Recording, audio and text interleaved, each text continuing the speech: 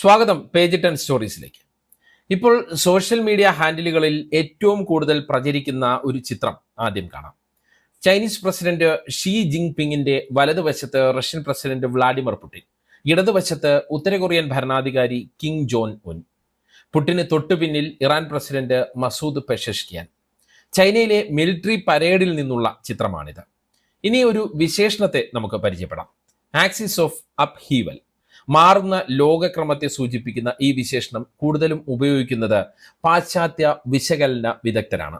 China, Russia, ഉത്തര Korea ഒപ്പം Iran എന്നീ രാജ്യങ്ങൾ തമ്മിൽ കൂടി വരുന്ന സഹകരണത്തെ വിവരിക്കാനാണ് ആക്സിസ് ഓഫ് അപ്ഹീവൽ എന്ന് ഉപയോഗിക്കുന്നത്. ആ രാജ്യങ്ങളുടെ സഹകരണം ലോക രാഷ്ട്രീയത്തിൽ വലിയ മാറ്റങ്ങളും അസ്ഥിരതയും, അതായത് അപ്ഹീവലും സൃഷ്ടിക്കും എന്ന പാശ്ചാത്യ വിലയിരുത്തലിന്റെ അടിസ്ഥാനത്തിലാണ് ഈ വിശേഷണം വന്നിരിക്കുന്നത്.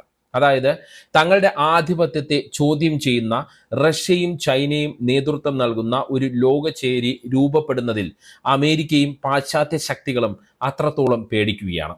ആ ചേരിയിലെ പ്രധാന ശക്തികളായി അമേരിക്കയുടെ എല്ലാ കാലത്തെയും ശത്രുക്കളായ ഉത്തര കൊറിയയും പിന്നെ ഇറാനും വന്നിരിക്കുന്നു. സോവിയറ്റ് യൂണിയന്റെ തകർച്ചയ്ക്ക് ശേഷം ആദ്യമായാണ് അമേരിക്കയ്ക്കും പാശ്ചാത്യ ശക്തികൾക്കുമെതിരെ ഇത്തരമൊരു ശക്തമായ നീക്കം നടക്കുന്നത്. അതായത് കമ്മ്യൂണിസ്റ്റ് ചേരിയുടെ തിരിച്ചുവരവ് തന്നെയാണ് ഇത് എന്ന് പറയാം. ഈ രാഷ്ട്രീയ സാഹചര്യത്തെക്കുറിച്ചാണ് കുറച്ച് ദിവസം മുമ്പ് ഇറാൻ പരമോന്നത നേതാവായ ആയത്തുള്ള അലി ഖൊമൈനി സൂചിപ്പിച്ചതും അമേരിക്കയ്ക്ക് മുന്നറിയിപ്പിന്റെ സ്വരത്തിലുള്ള മറുപടി അദ്ദേഹം നൽകിയതും. ഇങ്ങനെ രൂപപ്പെടുന്ന ചുവപ്പൻ നിയന്ത്രിത ശാക്തിക ചേരി ലോകരാഷ്ട്രീയത്തിൽ ഉണ്ടാക്കുന്ന മാറ്റങ്ങളും പ്രതിഫലനങ്ങളുമാണ് ഈ വീഡിയോയിലൂടെ പറയാൻ ഉദ്ദേശിക്കുന്നത്. ആദ്യം എന്താണ് ആയത്തുള്ള അലി ഖൊമൈനി പറഞ്ഞതെന്ന് ശ്രദ്ധിക്കാം. ഇറാൻ അമേരിക്കയോട് അനുസരണയുള്ളവരാകണമെന്നാണ് അമേരിക്ക ആഗ്രഹിക്കുന്നത്. എന്നാൽ ഇറാൻ ജനതയെ സംബന്ധിച്ച് അത് അപമാനകരമാണ്.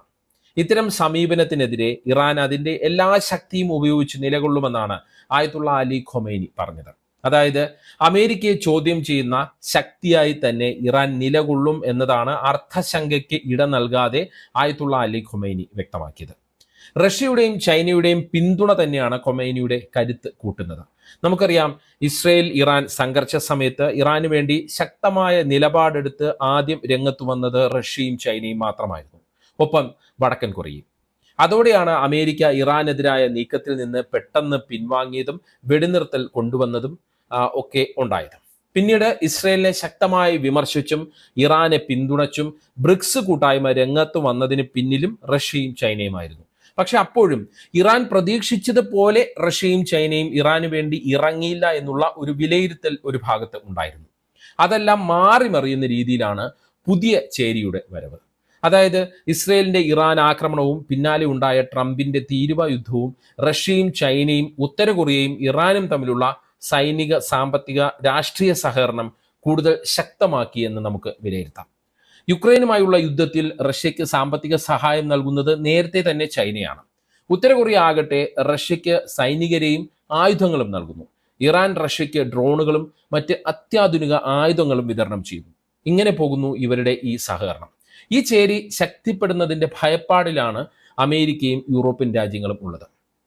അതുകൊണ്ട് തന്നെ ചൈനയിൽ നടന്ന മിലിറ്ററി പരേഡിൽ പുടിനും ഷീ ജിങ് പിങ്ങും കിം ജോങ് ഉന്നും ഇറാൻ പ്രസിഡന്റ് മസൂദ് പെഷഷ്കിയാനും ഒരുമിച്ച് പങ്കെടുത്തത് വളരെ കരുതലോടെയാണ് പാശ്ചാത്യ ശക്തികൾ നോക്കിക്കാണുന്നത്.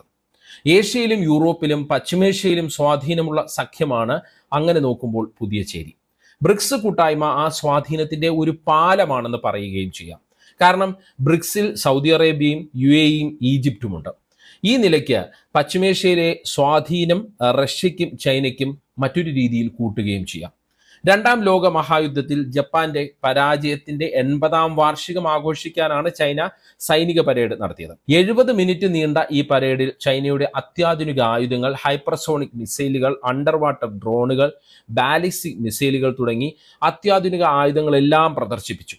എന്നാൽ ഈ പരേഡ് വെറുമൊരു സൈനിക പ്രദർശനം മാത്രമായിരുന്നില്ല എന്നുള്ള കാര്യം വ്യക്തമാണ്. ലോകരാഷ്ട്രീയത്തിൽ കൂടി വരുന്ന ചൈനയുടെ സ്വാധീനത്തിന്റെ പ്രതീകം കൂടിയാണ് ഈ പരേഡ് എന്ന് നമുക്ക് വിലയിരുത്താം. ഒപ്പം ഒരു നയതന്ത്ര കരുനീക്കമായും നമുക്ക് വിലയിരുത്താം. പരേഡ് ജപ്പാൻ വിരുദ്ധമാണെന്ന് ആരോപിച്ചാണ് പാശ്ചാത്യ രാജ്യങ്ങൾ ഈ പരേഡിൽ നിന്ന് വിട്ടുനിന്നത്. അതുകൊണ്ട് തന്നെ അമേരിക്കൻ വിരുദ്ധ, പാശ്ചാത്യ വിരുദ്ധ രാജ്യങ്ങളുടെ ഒത്തുചേരലായി ഈ പരേഡുമായി ബന്ധപ്പെട്ട ചടങ്ങ് മാറി. ചൈനയുമായുള്ള പ്രശ്നങ്ങൾ പൂർണ്ണമായി പറഞ്ഞു തീർക്കാത്തത് കൊണ്ട് മാത്രമാണ് ഇന്ത്യ വിട്ടുനിന്നത്. ട്രംപിന്റെ കടുത്ത തീരുവ ചുമത്തൽ കാരണം ഇന്ത്യ ഇപ്പോൾ പരസ്യമായി തന്നെ റഷ്യൻ ചേരിയിലാണ്. ഇന്ത്യക്ക് വൻ വിലക്കുറവിൽ എണ്ണ നൽകുമെന്ന് റഷ്യ പ്രഖ്യാപിച്ച സാഹചര്യവും നിലവിലുണ്ട്. ചൈനയുമായും ഇന്ത്യ കൂടുതൽ അടുക്കുകയാണ്. അതിന്റെ ഭാഗമായാണ് ചൈനയിൽ വെച്ച് നടന്ന സഹകരണ ഉച്ചകോടിയിൽ പ്രധാനമന്ത്രി നരേന്ദ്രമോദി പങ്കെടുത്തത്. എന്നാൽ ഈ സൈനിക ശക്തിയുടെ പ്രകടനമായതുകൊണ്ട് മിലിറ്ററി പരേഡിൽ നിന്ന് ഇന്ത്യ വിട്ടുനിന്നു എന്നാണ് വിലയിരുത്തൽ. അതൊരു തന്ത്രപരമായ നയതന്ത്ര നീക്കമായി നമുക്ക് വിലയിരുത്താം. അതേസമയം പരേഡ് കാണാൻ എത്തിയത് ഏതൊക്കെ രാജ്യങ്ങളിൽ നിന്നുള്ള നേതാക്കളാണ്? 26 രാജ്യങ്ങളിൽ നിന്നുള്ള നേതാക്കളാണ് ചൈനയിലേക്ക് വന്നത്. സെൻട്രൽ ഏഷ്യൻ രാജ്യങ്ങൾ, ഇന്തോനേഷ്യ, മലേഷ്യ തുടങ്ങിയ രാഷ്ട്രത്തലവന്മാരെല്ലാം ചൈനയിലേക്ക് എത്തി. ചൈനയുടെയും റഷ്യയുടെയും നേതൃത്വത്തിൽ ഒരു മൾട്ടി പോളാർ ലോകക്രമം രൂപപ്പെടുന്നതിന്റെ സൂചനയായാണ് ചൈനയിലെ രാഷ്ട്രത്തലവന്മാരുടെ ഈ ഒത്തുചേരലിനെ വിലയിരുത്തുന്നത്.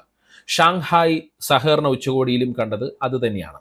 ഗ്ലോബൽ സൗത്ത് എന്ന് വിളിക്കപ്പെടുന്ന വികസ്വര രാഷ്ട്രങ്ങളെ കൂടെ നിർത്താനാണ് ചൈന ശ്രമിക്കുന്നത്. ഇന്ത്യയും ഇറാനും ഉൾപ്പെടുന്ന പാശ്ചാത്യ വിരുദ്ധ കൂട്ടായ്മയാണ് ആ നിലയ്ക്ക് സഹകരണ ഉച്ചകോടിയിലും നമ്മൾ കണ്ടത്. അമേരിക്കയുമായി വലിയ അടുപ്പം പുലർത്തുന്ന പാകിസ്ഥാൻ പ്രധാനമന്ത്രി ഷഹബാസ് ഷെരീഫ് സഹകരണ ഉച്ചകോടിയിലും സൈനിക പരേഡിലും പങ്കെടുത്തു എന്നതും ശ്രദ്ധിക്കേണ്ട കാര്യമാണ്. അതായത് അമേരിക്ക ലോകരാഷ്ട്രീയത്തിൽ ഏകപക്ഷീയമായ ആധിപത്യം പുലർത്തുന്ന സ്ഥിതി മാറുകയാണ് എന്ന് വിലയിരുത്താം. ചൈന റഷ്യ ചേരി ലക്ഷ്യം വയ്ക്കുന്നതും അതുതന്നെയാണ്.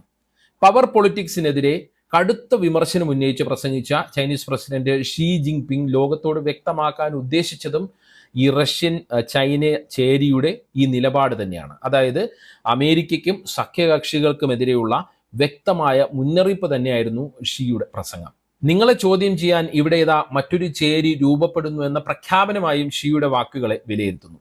എന്തായാലും റഷ്യ, ചൈന, ഉത്തര കൊറിയ, ഇറാൻ ചേരി അമേരിക്കയ്ക്കും പാശ്ചാത്യ ശക്തികൾക്കും വല്ലാത്ത തലവേദന സൃഷ്ടിക്കുന്ന കാലമാണ് വരാൻ പോകുന്നതെന്ന് ഉറപ്പിക്കാം. സോവിയറ്റ് യൂണിയൻ അമേരിക്കയ്ക്ക് പേടി സ്വപ്നമായ കാലം പോലൊന്ന് വന്നു എന്നാണ് അമേരിക്കൻ വിരുദ്ധ വിദേശകാര്യ വിദഗ്ധർ വിലയിരുത്തുന്നത്. ജപ്പാൻ വിരുദ്ധത മാത്രം ആരോപിച്ചല്ല ചൈനീസ് പരേഡിൽ നിന്ന് പാശ്ചാത്യ രാജ്യങ്ങൾ വിട്ടുനിന്നത് എന്നുള്ള കാര്യവും ഓർക്കണം. റഷ്യ യുക്രൈൻ യുദ്ധത്തോടുള്ള ചൈനയുടെ നിലപാടും ഉത്തര കൊറിയൻ ആണവ പദ്ധതിയോടുള്ള ചൈനീസ് പിന്തുണയും അതിന് മറ്റൊരു കാരണമാണ്. അതേസമയം യൂറോപ്പിൽ നിന്ന് സെർബിയയും സ്ലോവാക്യയും പരേഡിൽ പ്രാതിനിധ്യം അറിയിച്ചത് ശ്രദ്ധേയമായി. ഈ രണ്ട് രാജ്യങ്ങളും റഷ്യയുമായി വളരെ അടുപ്പം സൂക്ഷിക്കുന്നവരാണ്. അതായത് റഷ്യയും ചൈനയും ഒരുമിച്ച് ഇറങ്ങിയാൽ യൂറോപ്യൻ രാജ്യങ്ങൾക്കിടയിൽ പോലും വിള്ളൽ വീഴ്ത്താൻ കഴിയും എന്നാണ് അർത്ഥം. ട്രംപിന്റെ വ്യാപാര നയങ്ങളും തീരുവ യുദ്ധവും അവരുടെ സഖ്യകക്ഷികളെ പോലും അകറ്റുന്ന സാഹചര്യവും പാശ്ചാത്യ രാജ്യങ്ങൾക്കിടയിൽ നിലനിൽക്കുന്നു. അതായത് ചൈനയുടെ മിലിറ്ററി പരേഡും അതിനു മുമ്പുള്ള സഹകരണ ഉച്ചകോടിയും ലോകരാഷ്ട്രീയത്തിലെ വഴിത്തിരിവിനെ തന്നെയാണ് സൂചിപ്പിക്കുന്നത്. ഒരു ഇടവേളയ്ക്ക് ശേഷം വ്യക്തമായ രണ്ട് ചേരിയായി ലോകം മാറുന്നതിന്റെ സൂചനയും ഇതിനുണ്ട്. ഒരു ഭാഗത്ത് നാറ്റോ സഖ്യം, അതായത് പാശ്ചാത്യ ചേരി, മറുഭാഗത്ത് റഷ്യയും ചൈനയും നേതൃത്വം നൽകുന്ന പുതിയ ചേരി. സൈനിക കരുത്തിൽ നാറ്റോയേക്കാൾ വളരെ മുന്നിലാണ് തങ്ങളെന്നുള്ള പ്രഖ്യാപനവും പരോക്ഷമായി ഈ കമ്മ്യൂണിസ്റ്റ് ചേരി പ്രഖ്യാപിക്കുന്നു എന്നത് നമ്മൾ ശ്രദ്ധയോടെ നോക്കിക്കാണണം. അപ്പോഴും ഇതൊരു ഔദ്യോഗിക സഖ്യമല്ല, മറിച്ച് പൊതുവായ താല്പര്യങ്ങളാൽ ഒന്നിക്കുന്ന കൂട്ടുകെട്ടാണ്. അത് തന്നെയാണ് പുതിയ ചേരിയുടെ കരുത്തും ശക്തിയും. പുതിയ ശാക്തിക ചേരിയുടെ വരവ് ലോകക്രമത്തെ ഏത് രീതിയിൽ മാറ്റിമറിക്കും എന്നതാണ് ഉയർന്നു വരുന്ന ചോദ്യം. ഇപ്പോഴേ അതിൻ്റെ കൃത്യമായ സൂചനകൾ വന്നു തുടങ്ങി എന്നുള്ള കാര്യവും ശ്രദ്ധിക്കണം. ഈ വിഷയത്തിൽ നിങ്ങളുടെ അഭിപ്രായം കമൻറ്റ് ചെയ്യൂ.